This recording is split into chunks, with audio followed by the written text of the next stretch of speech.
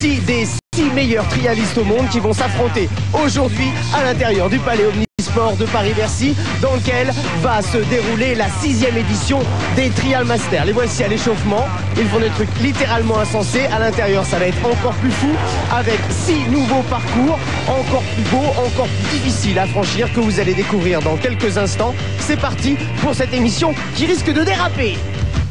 Parcours en béton pour ce trial de Bercy où les bécanes vont être souvent à la limite de l'adhérence et où les Anglais vont faire régner la loi.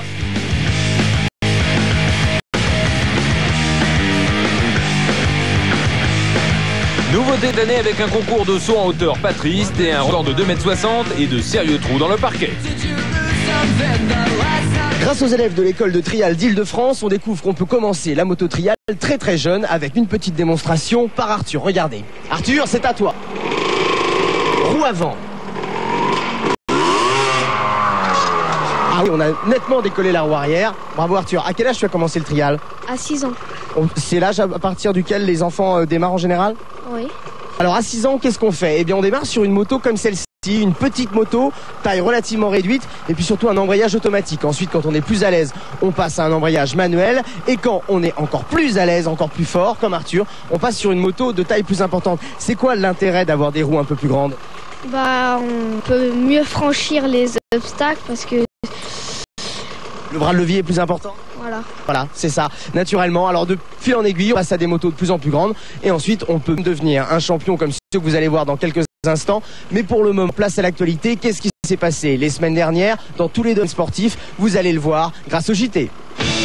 Petite reconnaissance de l'une des zones juste avant le début de la compétition. Il y en a 6 en tout, en comptant l'incontournable cascade et la zone de vitesse que les pilotes vont chier en parallèle. Celle-ci, c'est la zone des grues. C'est la plus élevée. Je peux vous dire que là-haut, on a carrément le vertige. Du coup, les mains un peu moites. À franchir à pied, c'est déjà pas une chose facile. Alors, à franchir en moto-trial, il faut vraiment une science du pilotage complètement incroyable. Et c'est ce que vous allez voir avec 6 des meilleurs pilotes mondiaux, 3 Anglais, 2 Français et un Finlandais pour jouer les arbitres. 6 pilotes seulement sur Bercy, emmenés par le Français Christophe Camozzi, vice-champion de France, derrière son frère Bruno, qui a fini 9e au championnat d'Europe. Et pour la première fois à Bercy, le champion de Finlande, Joakim Hindren, 12e mondial. Plusieurs Anglais également, dont c'est la spécialité, avec notamment Graham Jarvis, qui est désormais 4e mondial. Et puis également la présence de Steve Collet, c'est l'ancien combattant de Bercy, 7e participation au Master et une victoire et 3 deuxièmes places.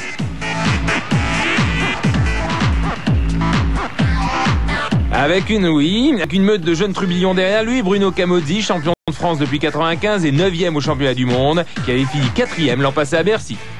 Et évidemment la grande star mondiale, Doug Lamkin, qui a 23 ans et déjà double champion du monde. L'an passé, le tracé de Bercy avait été très sévère, avec de nombreuses chutes et un triplé britannique retentissant.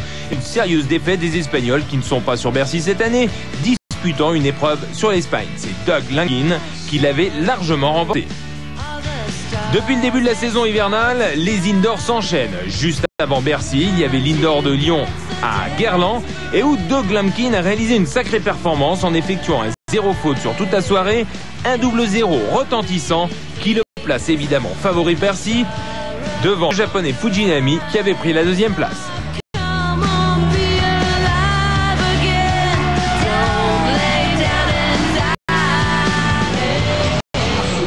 Cette année à Bercy, le tracé est plus rapide, d'autant que le format a évolué. Les pilotes enchaînent toutes les zones, les unes derrière les autres, et un point de pénalité au de 7 minutes. Nous allons découvrir la première zone avec Christophe Camozzi, avec une série de tours vertigineuses qui culminent quand même à plus de 3 mètres. Pas question de se rater à cette hauteur, ça se joue sans filet. Et côté palpitant, c'est évident que cela résonne plus fort. Ceci dit, en dehors de l'altitude, cette zone reste tranquille. La zone la plus haute de ce circuit n'est pas la plus délicate, mais l'erreur serait fatale. Pour l'instant, tout se passe bien pour Christophe Camozzi, qui est content.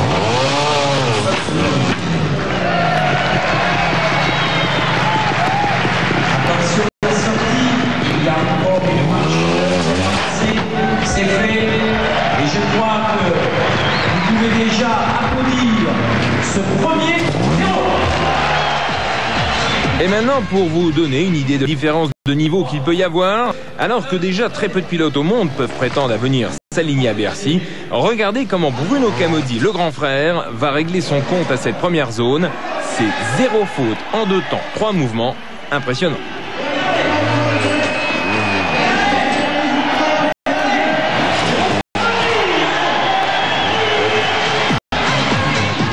Et comme il a l'air bien chaud, le garçon, nous allons découvrir avec lui la deuxième zone. Un brin plus cylindrique, celle des cuves, mais qui va être tout aussi expédiée. Rappelons le principe du trial, il s'agit de franchir tous les obstacles de zone sans mettre le pied à terre. Si on pose les bottes, c'est 1 point par toucher. Et si on fait tomber son destrier, c'est 5 points directs. Et c'est évidemment celui qui a le moins de bêtises pendant son parcours qui pourra agrandir sa collection de trophées. Le garçon que vous entendez, c'est son frère. Chaque pilote est accompagné d'un suiveur qui permet de guider le pilote et repérer notamment les pièges glissants et également pour lui indiquer où il doit poser ses roues.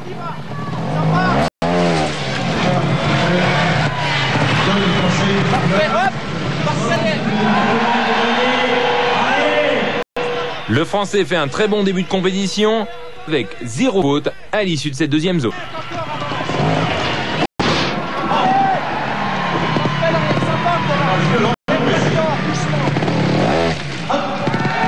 La technique pour sauter un gros obstacle ne s'improvise pas. Bon, on met tout le corps en avant, on est embrayé à fond et on emballe la moto à fond, on lâche d'un coup sec l'embrayage avec une méga extension et la moto se propulse. Mais bon, ça, faut arriver à synchroniser ça en moins d'1 seconde pour avoir le geste parfait. Et c'est ça qui est difficile à faire dans un trial, le geste parfait à tous les coups, quoi. Avec le Britannique Steve Collet, physique à la Robbie Williams, nous allons découvrir la 3e zone qui, comme son nom l'indique, est béton à tous les niveaux. Avec encore une fois des points culminent plus de 3 mètres de haut et sur ce genre de tracé, il faut assurer un minimum. Les pneus sont sous-gonflés pour leur permettre de bien mordre.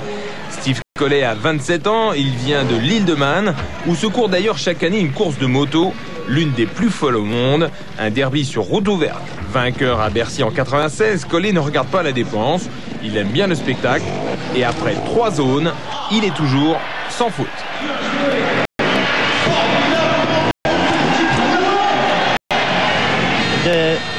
Le tracé est spectaculaire et moins technique, même s'il y a des passages très hauts, mais pas trop dangereux. Normalement, à Bercy, les zones sont très étroites et difficiles et pas forcément plaisantes à rouler. Ce soir, ça coule mieux, c'est plus facile d'enchaîner les zones. Je pense que c'est mieux et je pense également que c'est plus plaisant pour le public, ça va plus vite, parce qu'à Bercy, d'habitude, ces 2 ou 3 dernières années, c'était beaucoup plus technique et moins excitant pour le public. Là, c'est plus flamboyant. Voici la zone de la raffinerie, c'est avec la cascade la zone plus difficile à franchir de cette 10e édition du Trial Master. Songez que là le pilote se trouve quand même à quelques 3,80 m au-dessus du sol. C'est vous dire un petit peu la tension nerveuse, c'est vraiment pas une chose évidente. Là-haut, il en faut pour réussir à se maintenir en équilibre avec la moto et passer d'un plot à l'autre. En tout cas, on a vu les frères Camozzi dans leurs œuvres, également Joachim le Finlandais. Maintenant, que vont donner les Anglais? Il ne faut pas oublier que ce sont les favoris ici, ce sont les ténors du championnat du monde. On les regarde et on apprend. Dans cette 4e zone, c'est le Britannique Graham Jarvis qui arrive le mieux placé, d'autant qu'il est le premier à réussir cette zone. Il va quand même prendre un point de pénalité pour avoir posé son 2 roues sur le sabot, la partie métallique qui est sous la moto et qui protège le moteur. On peut se poser dessus, mais elle ne doit pas servir de point d'appui. Et sur ce dernier obstacle, alors que tout le monde est passé par la vallée, lui il tente et réussit la directissime.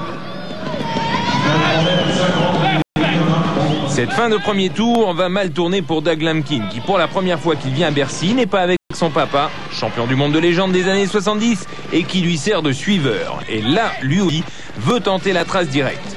Il va prendre un risque qui va lui coûter cher, puisque la mopette lui échappe des mains, c'est 5 points directs dans le compteur.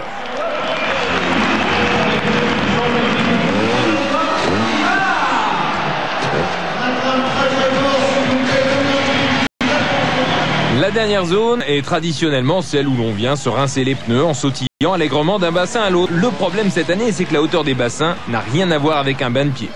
Et que la couleur de l'eau, façon fuite d'antigel, n'encourage pas aux bains forcés. Bruno Camozzi va y laisser 5 points et termine ce premier tour à la 4e place. Graham Jarvis, lui, va être le premier à franchir les cascades avec juste une pénalité de sabot. Il possède ainsi une bonne avance sur Lampkin et commence à lui coller la pression. Je vous laisse admirer la précision dans le placement de Doug Lampkin, qui n'a plus le droit à l'erreur et qui va passer la zone fluo sans aucun point de pénalité. Et ce sera d'ailleurs le seul, une performance qui lui permet de rester au contact de Jarvis et de Steve Collet qui sont devant lui. Côté rythme, le public semble apprécier le tracé de cette année. Je crois qu'aujourd'hui, les pilotes aiment bien rouler assez vite dans les zones. On l'a vu avec Bruno dans la zone potette tout à l'heure. Et puis, je pense que pour le spectacle, c'est assez sympa. Dans la zone de la raffinerie Elf, ce qu'a tenté Jarvis, ça a mis la pression à Dougie et Dougie ne l'a pas réussi. Ça, je crois que ça fait partie de faire monter les pilotes en puissance sans aller sur le danger. Parce qu'après, il faut faire attention de ne pas trop leur faire casser la figure. Dernière épreuve de premier tour, la vitesse. Une sorte de slalom parallèle avec évidemment des obstacles infranchissables pour le commun des mortels. On retrouve Doug Lampkin face à Graham Jarvis et ils vont aller à une cadence incroyable.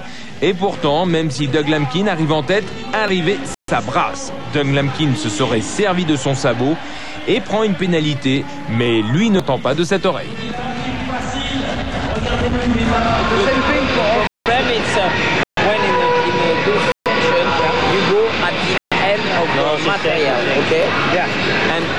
D'autant